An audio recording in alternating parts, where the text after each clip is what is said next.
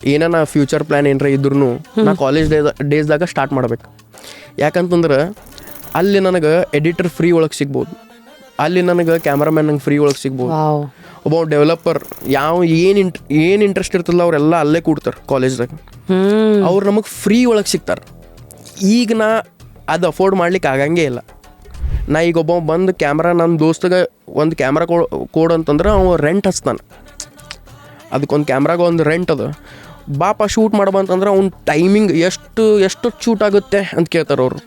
ಅದಕ್ಕೊಂದು ಟೈಮಿಗೆ ದುಡ್ಡದ, ಪ್ರತಿಯೊಂದಕ್ಕೂ ದುಡ್ಡದ ಈಗ.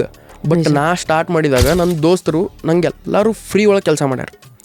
ನಾ ಎಲ್ಲರಿಗೂ ನಾ ಭಾಳ ಮಂದಿಗೆ ಹೇಳೀನಿ ರೀ, ಹಿಂಗೆ ಏನಂದ್ರೆ ನಿಮ್ಮ ಕಾಲೇಜ್ದಾಗನ ಸ್ಟಾರ್ಟ್ ಮಾಡಿರಿ.